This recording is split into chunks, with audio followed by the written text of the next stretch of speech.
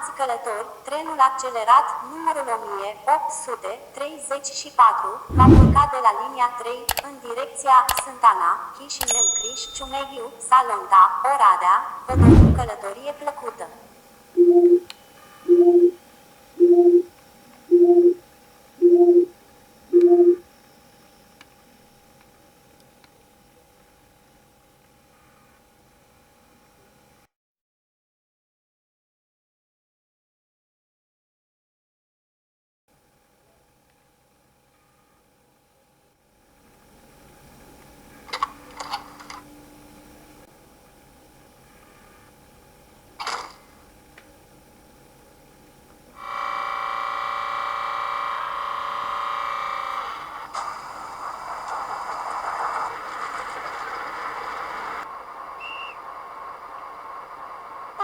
Hai, salut!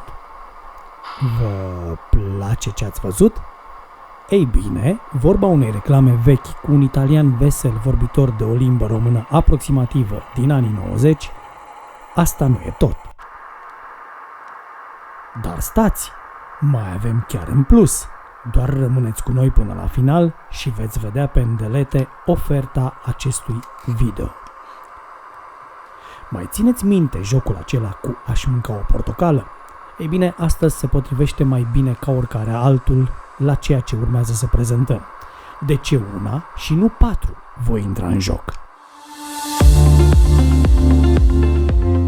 Este imposibil ca în realitate această locomotivă să nu fi tăiat calea multora dintre noi, fie la manevre în zonele industriale, fie chiar în plin trafic feroviar. Așa că, din aceste considerente, dar și prin oportunitatea prezentării nu a unuia, ci a 4 modele în același timp, am acceptat să fac în acest video o baie de mulțime de LDH.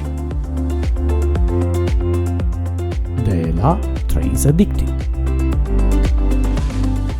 Vedeți această culoare albastră a aceluiași LED? Ei bine, nebunie sau nu, dar de când am văzut-o prima oară, am știut că voi achiziționa modelul fie și numai pentru această implementare. Ador literalmente când modelismul anilor decadei a treia, după anul 2000, stoarce, ca să spun așa, cât mai mult din capabilitățile electronice și digitale. În plus, se vede epic.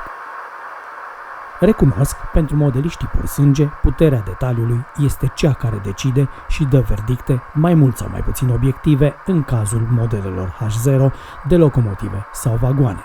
Personal îmi place totuși plusul de funcțiune dat de opțiunile digitale, iar acest LED tricolor oferit de Trains Addicted pentru a acoperi toate funcțiile de mișcare ale acestui model este de o eleganță excelentă la nivelul unei miniaturi. Schema de lumini în tot a modelului, de altfel, redă foarte multă autenticitate industrială. Fără dar și poate, abia acum este loc pentru scenarii de manevră de depou și gară, cu maximum de realism pe dioramele mari de expoziție.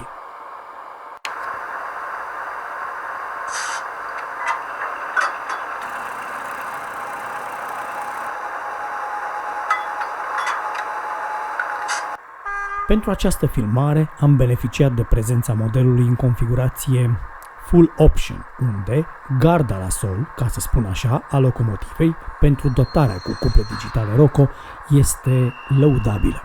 Subliniez acest aspect întrucât bătrâna doamnă LDH are fuste cam lungi pentru detalii de dioramă improprii și incomode ca plasare de-a lungul traseului sau înălțime. Legat de această gardă la sol, care este mai mult decât bine echilibrată, a rareori am putut lucra cu cuple borțoase de la Roco atât de bine, cu o locomotivă atât de joasă pe diorama infama.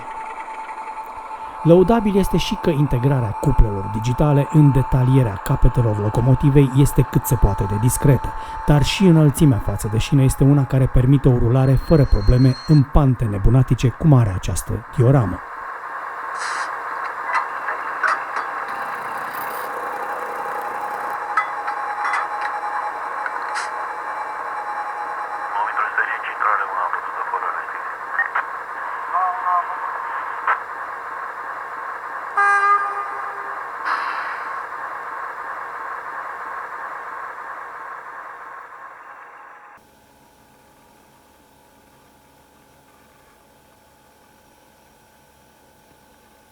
Pachetul de sunet, conceput și livrat de Trains Addicted, este suficient de complet și foarte plăcut reglat ca volume per funcții. De menționat este faptul că are sunete dedicate pentru anunțul din gară, de exemplu, în funcție de specificul locomotivei. De asemenea, sunetele de emisie-recepție între cabină și dispecerat sunt extrem de multe și suficiente pentru a te juca cu scenarii care introduc realismul.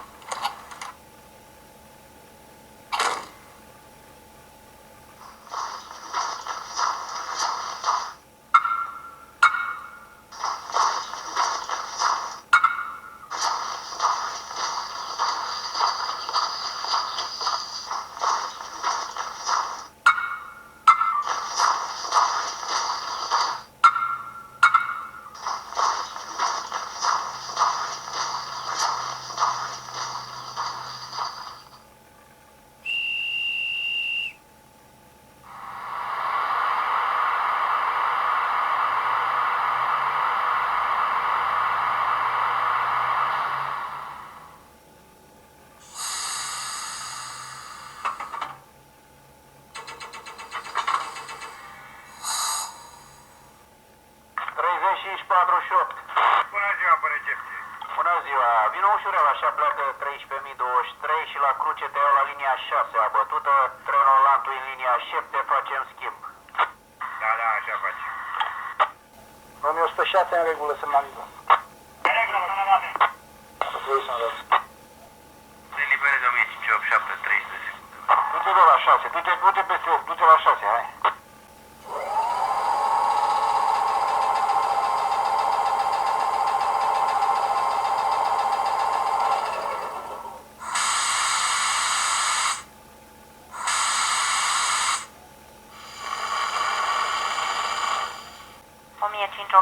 Trece racordarea pe directă. Da, mulțumesc, domnule, scupă, trece fără violență.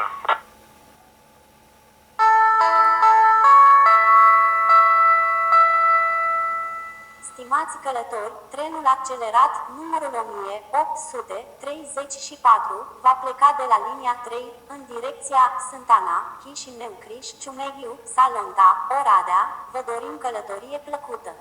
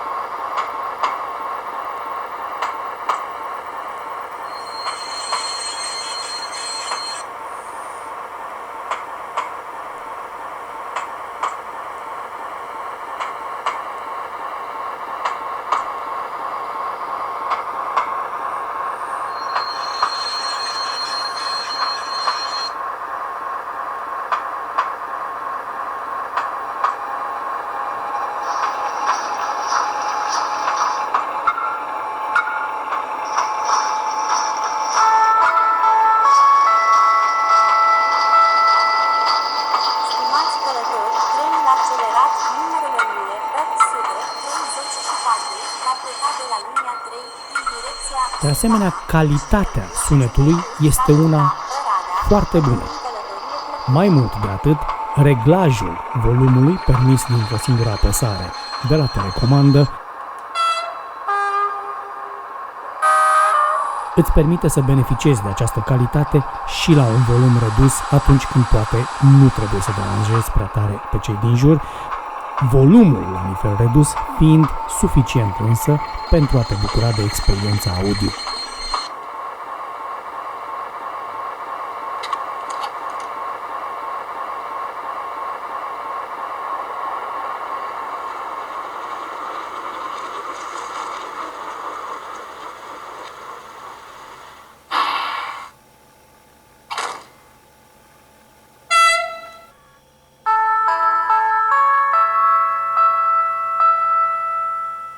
Stimați călători, trenul personal numărul 1334 va pleca în direcția Remeta Mare, Recaș, Topolovăț, Belinț, Lugoj, de la linia 2, peste 10 minute, vă rugăm poftiți în vagoane.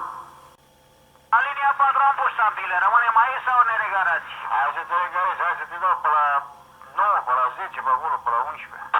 Hai, unde vrei dumneata? Eu am plecat spre semnal. Hai, da, aștept acolo, da.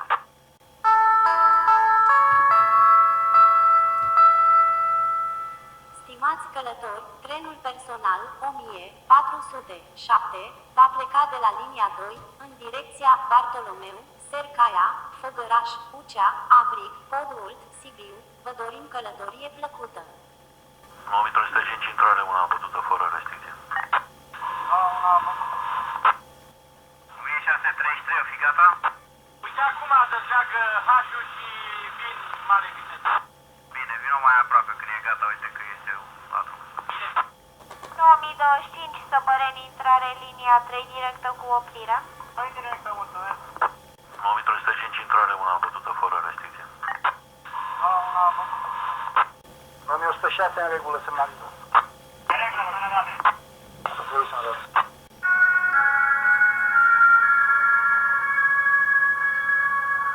Stimați călători, atenție la linia 3, va trece un tren de marfă, vă rugăm feriți linia. Hai, șerifule, zici că ne ajungi pe noi? Să aducem trenul la gară de călători? Hai, te rog eu, dezleagă și îmi zici când l-ai dezlegat. E sus acolo la ieșire, sus la 3 km. Ai auzit? E sus la ieșire, sus. Hai, șerifule, deci cu coada sus la ieșire acolo, cuprezi cu el, te înțelegi cu el acolo, alimentezi și-l aducem la linia una. Ha, bine, mersi. 1835 fără restricție, drumul sănătate. Bine, lasă așa, dăm bun sănătate.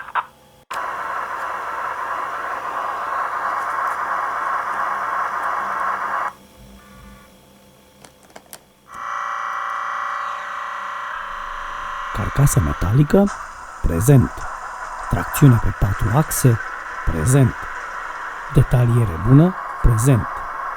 Powerpack, este!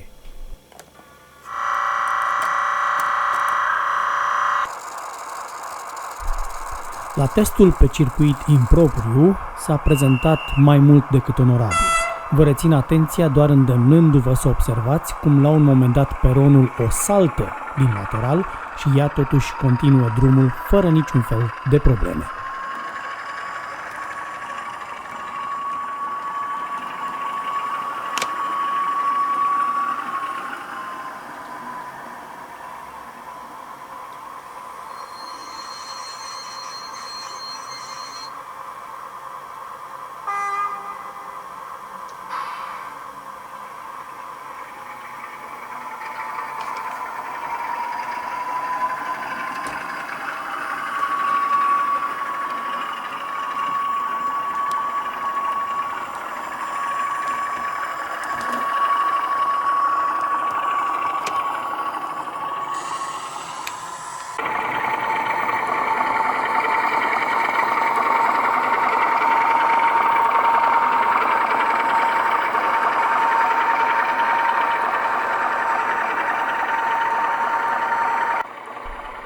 Produsul se prezintă extrem de onorabil din punct de vedere al pachetului complet, în sensul că detaliile de vitrină sunt acolo, în punguța cu care ne-au obișnuit doar producătorii care se respectă, iar ambalajul, deși curierul a scăpat cutia chiar în fața noastră, își face eficient datoria pentru că nicio stricăciune nu s-a înregistrat la nici unul dintre cele 4 modele expediate către mine.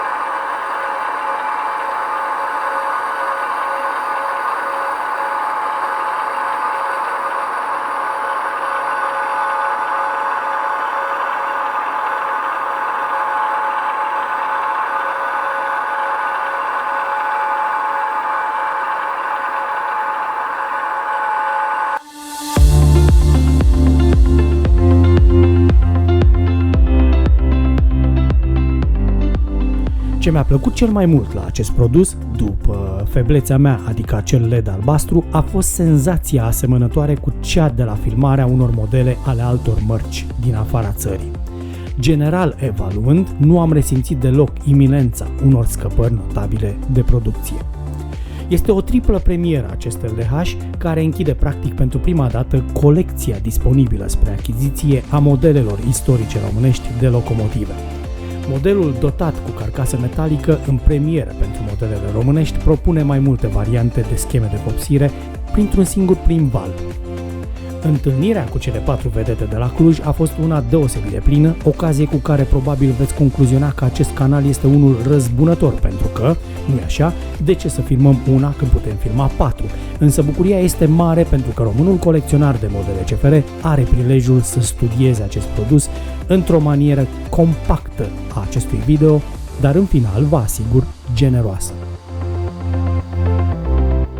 În ce privește detalierea și schemele de vopsire, las imaginele să comenteze pentru toată lumea. Ce pot confirma este rezistența multor detalii atașate carcasei metalice, dar semnalez fragilitatea barelor din capetele locomotivei. Și, poate i-ar fi stat un picuț mai bine dacă grătarele de lemn din capete ar fi fost gata vopsite în maro, dar poate că asta este o provocare către colecționar înspre operațiuni de îmbătrânire ulterioare. Tot la capitolul critică vom remarca faptul că s-a ales formula prin care nu există cauciuc de aderență la roți. Ne vom convinge la testele de pe dioramă cât sau dacă afectează randamentul locomotivei acest detaliu lipsă.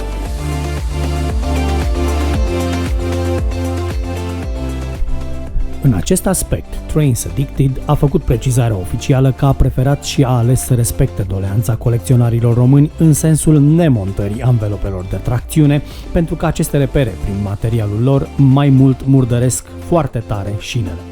De fapt, tracțiunea pe 4 axe a acestui model are un capitol dedicat foarte relevant în acest aspect, capitol pe care vă invit să-l urmăriți ceva mai încolo în video.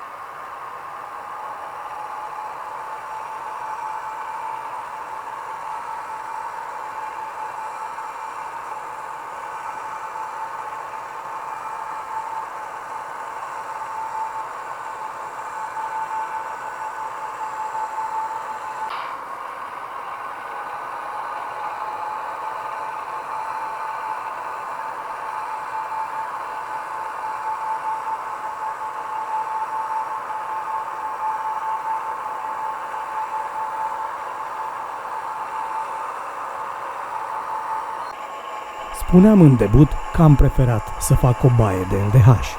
Vă invit, dragi prieteni, să facem împreună, încă o dată, o baie de LDH. Și suntem abia la jumătatea acestui video.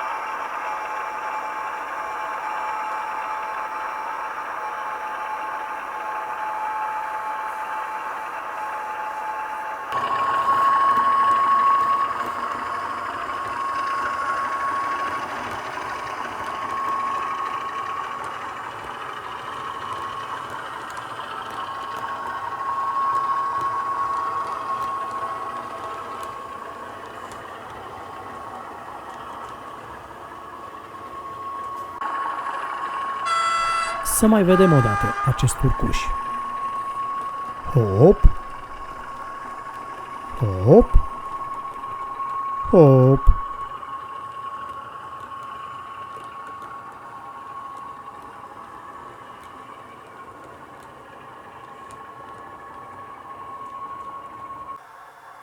Ok, acum că le-am tot admirat și evaluat, haideți să analizăm puțin și chestiunea puterii de tractare propusă de Trains Addicted prin Albert Model, prin cele toate 4 axe ale boghiurilor, sens în care vă invit să urmăriți cu atenție următoarele momente din video. În context, rețineți că modelul nu are cauciucuri de tracțiune.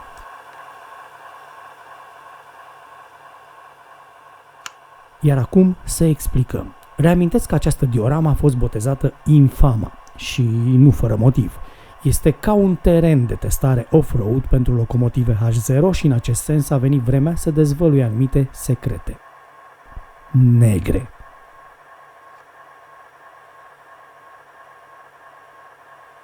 După cum vedeți, nu este o pantă tocmai conformă cu ceea ce ar trebui să fie.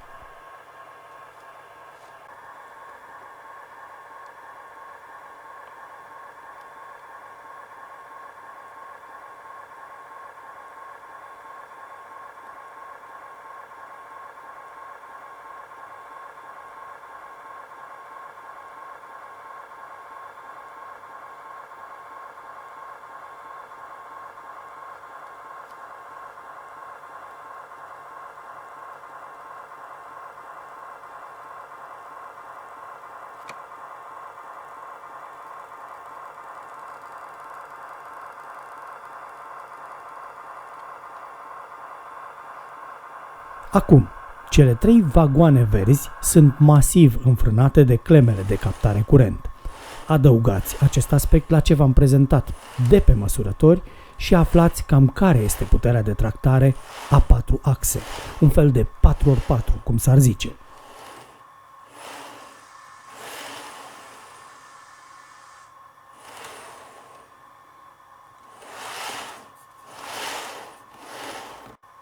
După cum lesne puteți observa diferența, așa arată un vagon care curge lin în pantă, spre deosebire de înfrânarea ori 3 dată de setul vagoanelor verzi.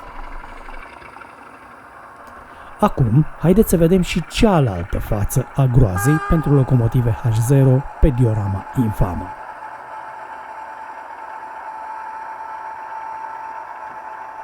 Așadar, pe aici a urcat cu cele 3 vagoane verzi înfrânate.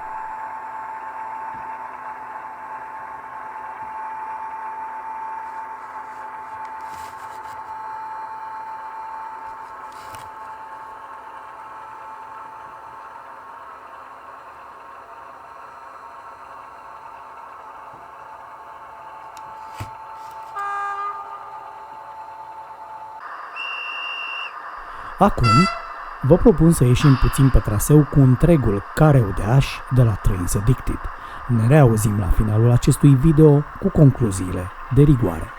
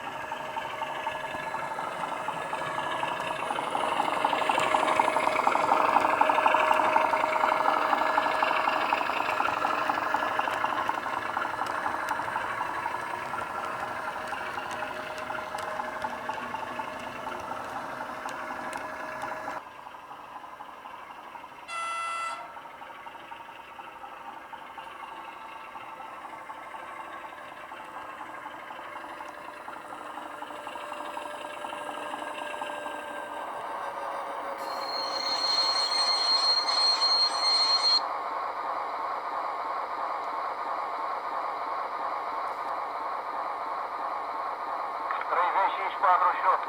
Bună ziua, pe recepție. Bună ziua. Vino ușurel, așa pleacă 13.023 și la cruce te iau la linia 6 abătută, trenul landului linia 7 face în schimb. Da, așa face.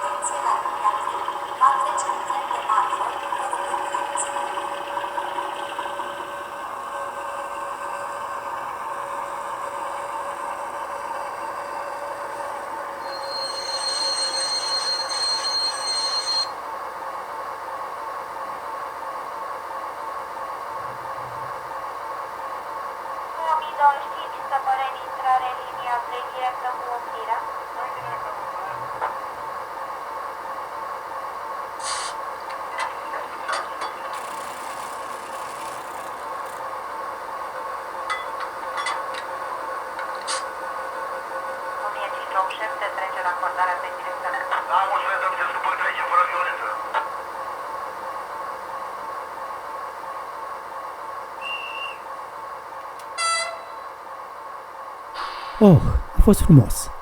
După experiența directă, afirm că este un model miniatural feroviar românesc foarte reușit, inclusiv prin prisma faptului că pentru prima dată a fost amplificat standardul de prezentare și de calitate pe o nouă treaptă, prin apelarea la metal pentru carcasă, dar și la tracțiunea pe 4 osi, unde mai pui căroților cu spițe chiar îi este oricui greu să le reziste. Să nu uităm că acest model nu are nicio legătură de design sau fabricație cu alte locomotive Albert Model, fiind un proiect complet nou, realizat de la zero și nu preluat, cum a fost cazul locomotivei 060DA. Fără echivoc, concluzia acestui canal dedicat trenulețelor este că, dacă vă permiteți prețul de achiziție, fie și pentru varianta fără niciun fel de dotare digitală, și tot merită să vă gândiți serios să cumpărați măcar un singur exemplar, pentru fie doar certitudinea că îl veți vinde cu preț mai mare peste 5 ani de acum înainte. Iar acest video, cel puțin pe mine, mă face să-mi aduc aminte că în ultimii 20 de ani modelismul feroviar românesc chiar nu a stat pe loc. Personal, simt că se mișcă, foarte încet, dar sigur. Până data viitoare, să fiți bine și în siguranță.